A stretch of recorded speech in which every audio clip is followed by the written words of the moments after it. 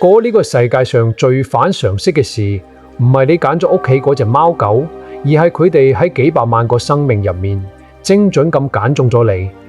你有冇發覺，有時你望住佢對眼，會覺得佢好似識聽你講嘢咁？你以為係你喺街邊偶然執佢返嚟，又或者係喺寵物店一時興起帶佢返屋企，覺得一切都係巧合。但係喺佛家嘅因果法則入面，呢個世界上根本就冇無緣無故嘅相遇，更加冇無緣無故嘅陪伴。每一個跨越物種、千山萬水嚟到你身邊嘅小生命，手入面其實都揸住一張前世甚至更久遠之前簽落嘅契約。佢可以順理成章咁行入你個家門，瞓喺你腳邊，安安樂樂咁食你俾嘅飯，背後係一段深不可測嘅緣分牽引住。今日我哋就嚟記呢個心，慢慢撕開呢層窗戶紙。到底你屋企嗰位唔識講嘢嘅特殊家人係為咗咩嘢因果先至千辛萬苦揾到你？只要你聽得明呢一層關係，你下次再睇佢個樣，可能就會多一份敬畏，多一份懂得，甚至乎呢個小生命會令你對自己眼下嘅生活有另一種全新嘅活法。佛經入面有一部好重要嘅經典，叫做《楞嚴經》，入面有句經文係咁講嘅：汝負我命，我還汝債，爾時因緣，經8000劫。常在生死，咩意思呢？意思就係話你爭我一條命，我還你一筆債，就係因為呢啲恩恩怨怨嘅糾纏，大家喺8000個劫數入面不斷咁喺生死輪迴度打轉。呢個世界上面冇無緣無故嘅愛，亦都冇無緣無故嘅恨。你屋企嗰隻貓貓狗狗上一世可能係你曾經接濟過嘅一個過路人，嗰份恩情佢未嚟得切報答，呢一世就披住一身皮毛，用一生嘅忠誠嚟守護你個家仔，只為咗還佢一口飯嘅恩情。又或者佢係你前世辜負過嘅一位故人，帶住少少幽怨同未了嘅情債，變成一隻高冷嘅貓，要你呢一世心甘情願咁服侍佢。你要買靚嘢俾佢食，仲要睇佢面色，其實就係用呢種方式去平衡翻前世嘅虧欠。呢啲絕對唔係民間嗰啲神神化化嘅迷信，而係生命因果之間嘅必然法則。你可能會問，點解佢唔識講嘢？因為有啲話前世已經講到盡晒，呢一世老天爺安排佢換一副皮囊，用最純粹嘅陪伴去完成呢段因果嘅閉環。咁喺我哋繼續講落去之前，我想邀請你跟住我一齊做個小儀式。而家請你喺心入面慢慢默念4個字：善緣善了。呢一唔只係簡簡單單嘅4個字，更加係一份由你本身發出嘅強大願力，為咗你屋企嗰隻毛孩，亦都為咗你哋之間呢段跨越物種嘅奇妙緣分，許係一個善始善終嘅承諾。準備好未？我哋嘅故仔而家正式開始。故仔嘅主人翁叫做阿強，今年45歲，人到中年，啱啱好加喺人生最尷尬嘅樽頸位，上有高堂要每個月俾贍養費，下有個讀緊中學嘅仔要交各種補習費，日日都要為5斗米折腰，每個月份糧一出，轉個頭就扣得七七八八。喺公司，佢係個夾心階層。今日晏晝，老闆先至將份計劃書掟落佢塊面，指住佢個鼻嗱：你到底有冇帶腦返工？唔想做就佔，大把後生仔排隊爭住做。阿強只能夠死死氣咁踎低身，將啲散晒嘅文件逐張執返起。側邊班20幾歲嘅後生仔女，一係就冷笑，一係就反白眼，當佢透明一樣。阿強覺得自己就好似一部生咗銹嘅機器，日日盲目咁運轉，連喊嘅資格都冇。返到屋企，老婆見到佢唔係冷抽熱諷，就係為咗啲柴米油鹽嘈交。你睇下隔籬屋老陳，人哋又升職又換車，一家大細去日本旅行，你呢，成個悶葫蘆咁，嫁俾你真係倒百輩子味。連個仔見到佢都淨係識攤長隻手。老豆，下個月補習班要交3000蚊，快啲入錢落我戶口。阿強覺得自己根本唔係一個老公，亦唔係一個老豆，只係一部冇感情嘅提款機。你有冇試過呢種感覺？明明身邊有屋企人、有同事，但係你硬係覺得自己係一座孤島。夜晚放工，將架車停喺停車場，寧願喺車廂入面對住個看盤發呆半個鐘，都唔想即刻返上去面對嗰棟屋企大門，因為道門一打開，迎接你嘅唔係溫暖，而係一籮籮嘅責任同埋無止境嘅抱怨。阿強就係咁，佢個心已經攰到透唔到氣，好似跌咗入一個無底深淵。直到一個落住微雨嘅冬夜，命運嘅齒輪開始靜靜地轉動。嗰晚，阿強加完班，拖住疲憊嘅身軀行返屋企。嗰條街冷清清，嗰啲凍雨打喺塊面度，凍到入心入肺。行到屋企樓下個垃圾站，突然聽到角落頭傳嚟微弱嘅嗚嗚聲，斷斷續續，好似 BB 仔喊咁。平時阿強根本唔會理呢啲閒事，泥菩薩過江，自身都難保啦。但係嗰晚，佢鬼使神差咁停低咗腳步，慢慢行咗過去。喺個爛紙皮箱入面，蜷縮住一隻骨瘦如柴嘅唐狗仔，成身濕晒，震過貓王，冇法打晒結，仲沾滿咗泥巴同垃圾嘅污水味。阿強望住隻狗，隻狗亦都勉強撐開眼皮望住阿強。就係嗰一眼，好似穿透咗千百次輪迴咁，直直打入阿強個心入面。嗰對眼入面冇防備，冇算計，更加冇世俗嘅勢利，只有一種深深嘅哀求，同埋對生存嘅極度渴望。阿強嘆咗口氣，行去對面便利店買咗2條熱狗腸，同一支蒸餾水。佢踎低身，將啲腸仔搣碎，小心翼翼咁放喺紙皮箱面前。隻狗連爬起身嘅力氣都冇，只能夠伏喺度，一啖一啖咁慢慢吞。飲咗幾啖水，食完之後，隻狗居然用盡力氣，伸出條濕立立嘅脷，輕輕舔咗一下阿強隻手。嗰種觸感微暖，又帶住一種不可思議嘅柔軟。阿強眼眶一熱，幾十年嚟，從來未試過有人或者動物俾過佢咁純粹嘅感激。佢自己都唔知點解，突然除低件西裝外套，將呢隻流浪狗包住，一把抱咗起身。算啦，跟我返去啦。有我一口飯，就有你一口飯。佢幫呢隻狗改咗個名，叫做阿寶。當阿強抱住阿寶推開屋企大門嗰陣，老婆一見到，即刻火冒三丈，成塊面黑晒。你癲夠未啊？屋企已經夠窄夠窮，自己都顧唔掂，仲執隻污糟邋遢嘅流浪狗返嚟，你即刻同我抌佢出去！老婆嘅謾罵聲響徹成個客廳。如果係平時，阿強肯定會低聲下氣咁道歉，但係今次阿強冇還擊，亦都冇退縮，眼神異常堅定。我養佢，唔使用你一分一毫。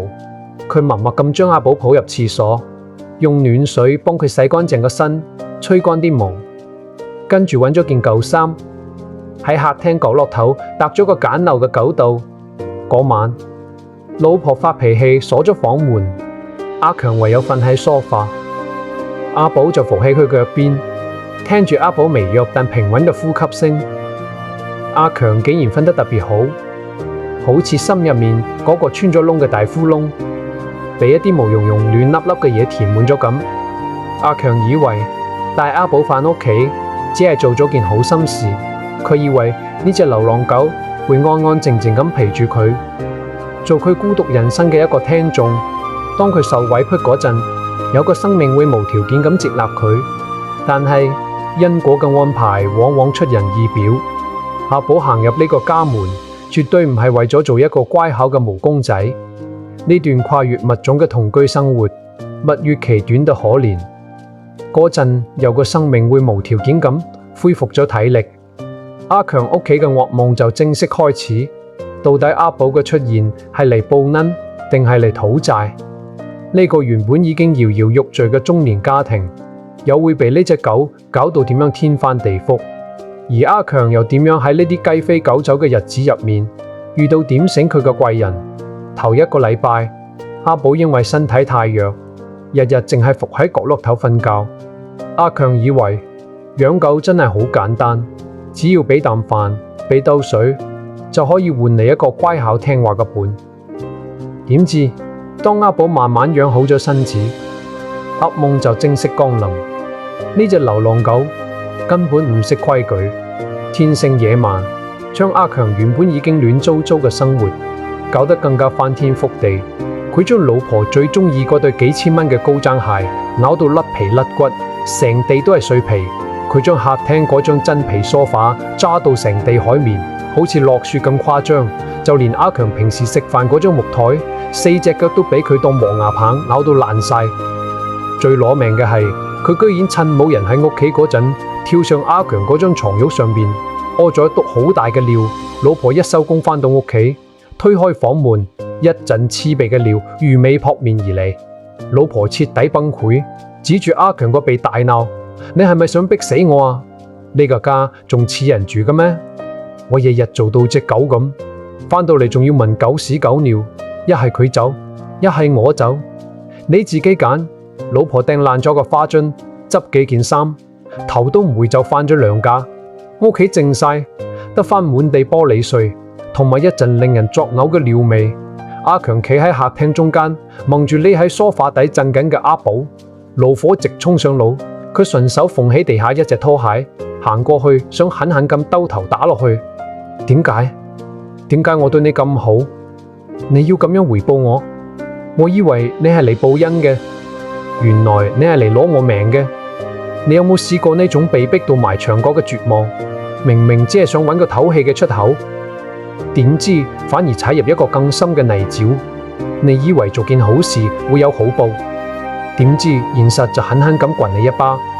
就喺阿強嗰隻手舉到半空嗰陣，阿寶突然抬起頭，佢冇走避，反而慢慢爬出嚟，用個濕漉漉嘅鼻哥輕輕碰咗一下阿強嘅腳瓜眼。佢對圓咕碌嘅眼入面冇反抗，只有無知同恐懼。阿強嗰隻手僵住咗，嗰隻拖鞋點都打唔落去。佢成個人癱軟落地下，雙手掩住塊面，竟然好似個細路仔咁痛哭出嚟。第二朝天微光，阿寶突然又嘔又屙，成地都係黃色嘅酸水。嗰隻狗奄奄一息，連企都企唔穩。阿強嚇到心都離一離，求其住件褸，抱起阿寶就跑落街。佢跑到去街角一間24小時嘅舊式獸醫診所，駐診嘅係一個滿頭白髮嘅老獸醫。街坊叫佢達叔，達叔手腳麻利咁幫阿寶打針、吊鹽水，全程一句廢話都冇。阿強坐喺出面嗰張膠弓嗰度，睇住達叔手腕上面嗰串磨到發靈嘅佛珠，突然覺得個心定咗少少，急性腸胃炎，執翻條命仔啦。達叔抹乾淨手，行出嚟遞咗杯熱茶俾阿強。阿強接過隻紙杯，苦笑咗一下。達叔，我係咪做錯咗？我根本冇能力養佢，佢搞到我屋企散晒，而家連佢自己都爭啲冇命。阿強將呢幾日嘅委屈，好似倒水咁全部講晒出嚟。達叔拉張弓坐低，微微笑住望住阿強。後生仔，你養佢係為咗咩啊？達叔問。我見佢可憐咯，想對佢好，想佢乖乖地陪下我。阿強答得理直氣壯。達叔搖搖頭，手指輕輕敲咗一下袋面。佛經入面有部《金剛經》，入面有句說話好出名，叫應無所住而生其心。咩意思呢？意思就係話我哋嘅心唔好死固固咁執住喺一個固定嘅念頭上面。你對隻狗好係善心，但係你要求隻狗要跟足你嘅規矩，要識聽話，要識報恩，呢個就係執念。達叔飲咗啖茶，繼續講：你諗下，一隻流浪狗由細到大喺街邊食垃圾，但佢點識咩叫真皮梳化？點識咩叫高踭鞋？佢咬嘢、亂屙尿，係因為去到一個陌生環境，佢驚，佢冇安全感。你痛苦唔係因為隻狗嘢，而係因為隻狗冇變成你心目中嗰個完美嘅樣。你用人嘅道德標準去要求一隻畜生，就好似逼條魚去爬樹咁。你話死唔死得人？你以為佢係嚟討債，其實佢係一塊鏡，照出你心入面嗰種強烈嘅控制欲。達叔呢幾句話好似一盆冷水咁，由頭到腳淋醒咗阿強。係喎，點解我咁怒氣？因為我習慣咗將自己嘅期望強加喺人哋身上，要求老婆溫柔體貼，要求個仔名列前茅，要求下屬自動自覺。一旦事情唔跟住我個劇本行，我就會火冒三丈。你有冇發現，我哋人生入面90%嘅煩惱都係嚟自呢種我以為佢應該咁樣嘅預設。你將對方綁死喺一個框框入面，最後勒死嘅其實係你自己。嗰日晏晝，阿強抱住釣完鹽水嘅阿寶返屋企，一推開門，嗰陣陣療養味仲喺度。但係今次阿強冇發脾氣，佢安頓好阿寶之後，默默咁攞起地拖同火水，將地下抹得乾乾淨淨，將咬爛嘅鞋抌咗，將梳化鋪過一塊新嘅布。佢一路抹，個心一路覺得前所未有咁平靜。由嗰日開始，阿強變咗，佢買咗幾本教人點樣訓練狗仔嘅書，開始耐心咁教阿寶定點去廁所。阿寶每次做錯事，阿強唔再破口大罵，而係深呼吸一啖氣，輕輕拍下佢個頭，再教一次。10000次唔識，就教第10001次。呢個屋企變成咗阿強嘅修行道場。阿寶每一次搗亂，都係對阿強耐性嘅一次考試。佢慢慢學識咗，愛唔係控制，而係包容同接納。阿寶唔係一個麻煩，而係上天派嚟磨平佢暴躁稜角嘅一位嚴格導師。佢用滿地嘅屎尿同咬爛嘅家私，一點一滴咁撲寬緊阿強嘅心量。幾個月之後，老婆見阿強脾氣好咗咁多，成個人都沉穩咗，終於搬返嚟住。阿寶亦都奇蹟般咁變乖咗，識得睇人眉頭眼額。每次老婆一返到屋企，阿寶就吊住對拖鞋行埋去，條尾搖到好似直升機螺旋槳咁過力，連原本最憎狗嘅老婆都忍唔住摸下佢個頭，笑罵一句衰狗。日子好似又回復咗平靜。阿強以為呢段善緣就會咁樣一直溫柔咁行落去，佢唔知道嘅係動物嘅壽命永遠係一場殘忍嘅倒數，真正嘅痛同埋最深刻嘅覺知仲喺後頭等緊佢。10幾年嘅光陰，話長唔長，話短唔短，就好似一場無聲嘅快雪，靜靜雞咁掩蓋咗所有嘅歲月痕跡。阿寶由一隻通山跑嘅百厭星，慢慢變成咗一隻行路都打倒退嘅老人家。佢啲毛開始甩色，對眼變得灰蒙蒙，連平時最中意食嘅雞胸肉都咬唔開，吞唔落。以前阿強一插條鎖匙入匙窿，阿寶就會飛撲過嚟，但係而家佢只能夠伏喺張舊氈上面，勉強撐起個頭，輕輕搖兩下條尾，當係打咗招呼。你有冇試過親眼望住一個生命喺你面前慢慢枯萎，而你咩都做唔到？嗰種無力感就好似眼白白望住啲沙由指罅度流走咁。你想揸緊，但係越用力流得越快。嗰年嘅冬天特別寒冷，阿寶因為器官衰竭，已經2日冇食過嘢，連水都飲唔落。達叔過嚟睇過，搖搖頭，拍下阿強個膊頭話：時間差唔多啦，陪佢行埋最後呢段路啦。嗰晚，阿強推咗所有應酬，連個仔想揾佢傾偈都叫佢遲啲先。佢搬咗張高，坐喺阿寶個竇側邊，將阿寶個頭輕輕放喺自己大髀上面。房間入面靜到只係聽到阿寶一下一下沉重嘅唞氣聲。阿強一邊幫佢順毛，一邊諗起呢10幾年嘅點點滴滴，諗起阿寶咬爛梳化嗰陣，自己氣急敗壞嘅樣，諗起自己同老婆嘈交，阿寶夾喺中間左右做人難嘅無辜樣，諗起自己做手術住院，阿寶喺屋企絕食等佢返嚟嘅索養。原來呢隻狗早就唔係一隻寵物咁簡單，佢係阿強婚姻嘅潤滑劑，係阿強情緒嘅垃圾桶，更加係阿強半生人嘅見證者。凌晨3點，阿寶突然回光返照咁掙扎咗一下，佢用盡全身最後一絲力氣，抬起個頭，對眼定定咁望住阿強。嗰對眼同10幾年前垃圾站嗰晚一模一樣，冇恐懼，冇眷戀，只有一種生生嘅平靜同安詳。佢慢慢伸出條脷，輕輕舔咗一下阿強隻手，就好似當年嗰個初相識嘅夜晚咁。只不過今次係為咗講再見。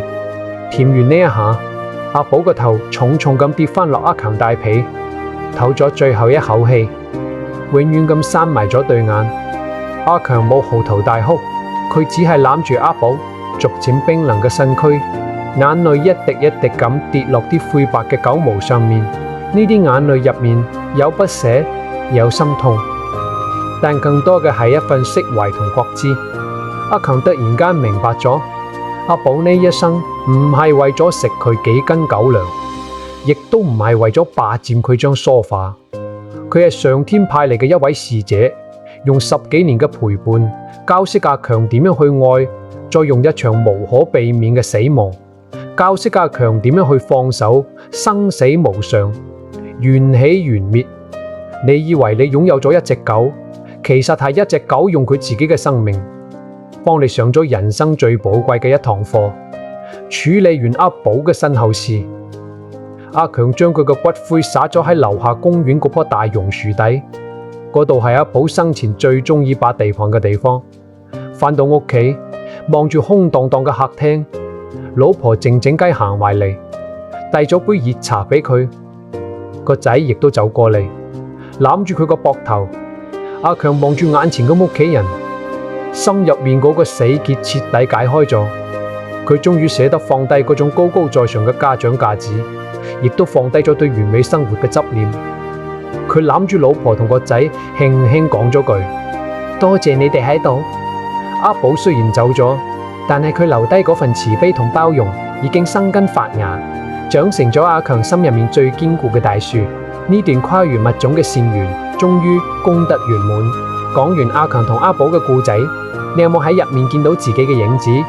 我哋成日講養貓養狗係為咗解悶，為咗揾個伴，但係用佛法嘅眼光去深究呢啲毛茸茸嘅小生命，絕對唔係一個識行識走嘅玩具咁簡單。佢哋其實係上天賜俾我哋嘅心靈草藥，亦都係為我哋度身定做嘅修行道場。點解我哋同人打交道覺得咁攰，但係對住隻貓狗就覺得咁輕鬆？因為人與人之間嘅交往往往充滿咗算計、比較同埋防備。你對人好，個心會暗暗期盼人哋有回報；人哋對你好，你又會提心吊膽驚人哋有企圖。我哋每日返工要戴住面具迎合老闆，返到屋企要戴住面具做好父母、好伴侶。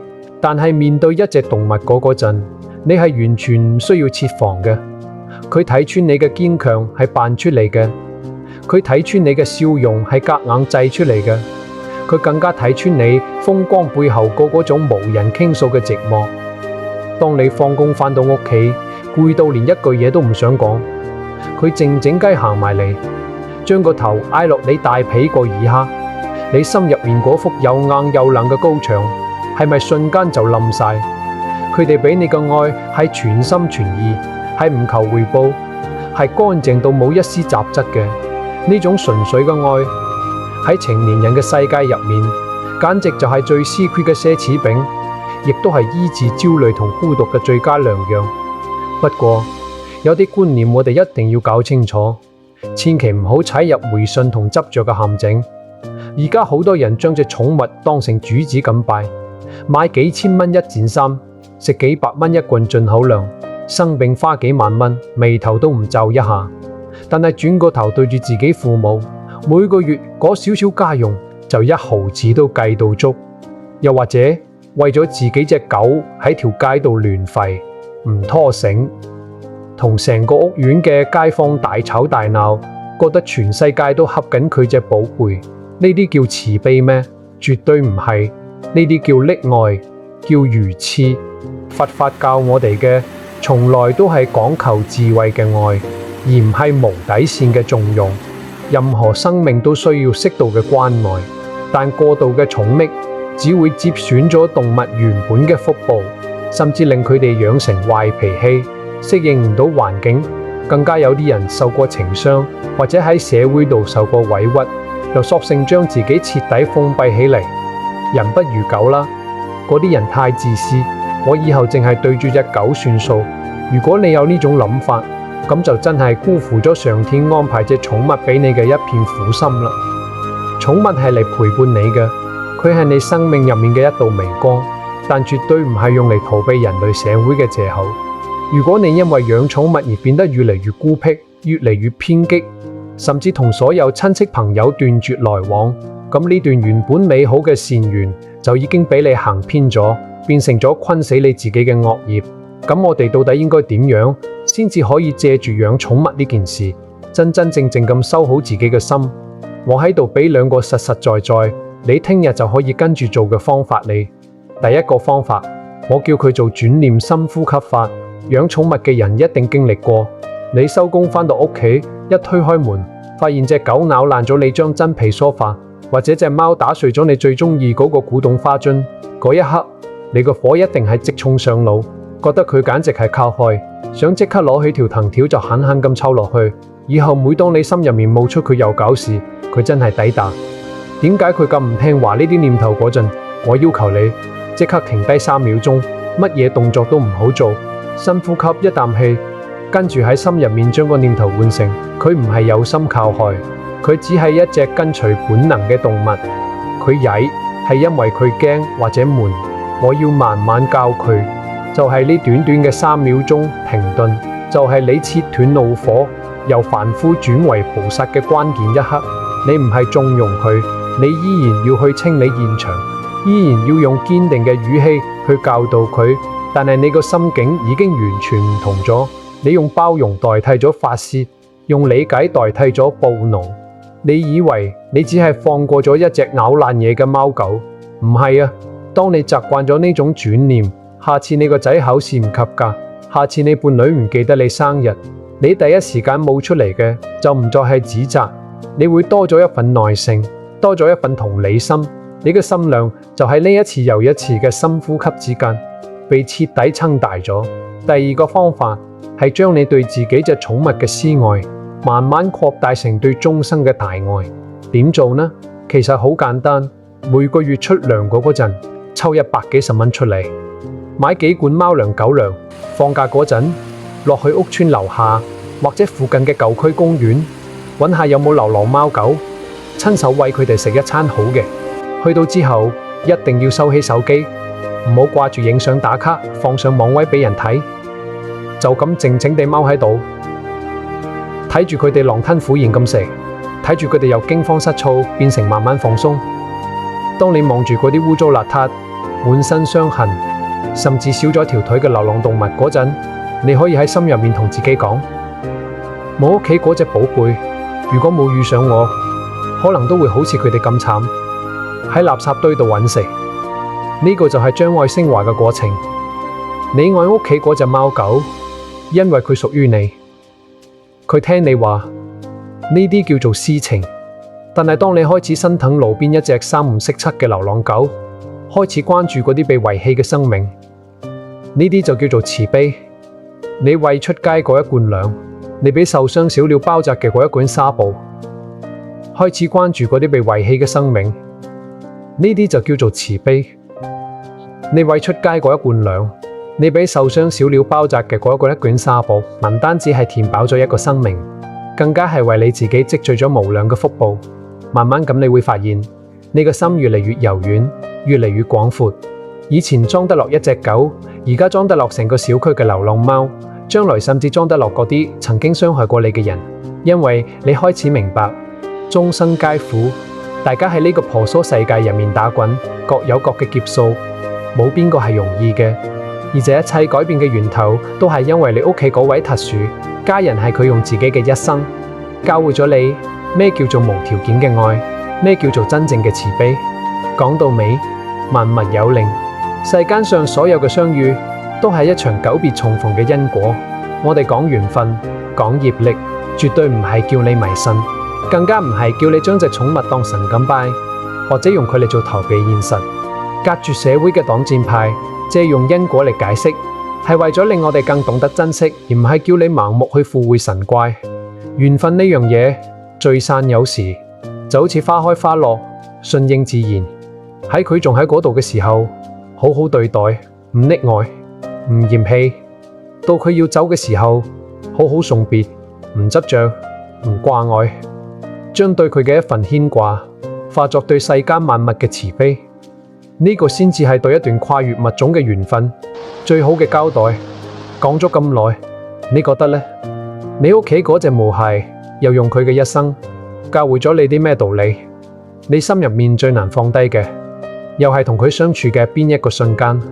歡迎喺下面留言話俾我聽。如果今日呢條片或者阿強同阿寶嘅故仔觸動到你，請你將佢分享俾你身邊有養寵物或者需要一份溫暖嘅朋友。歡迎訂閱，記得開始小鈴鐺。我哋下補條片再見。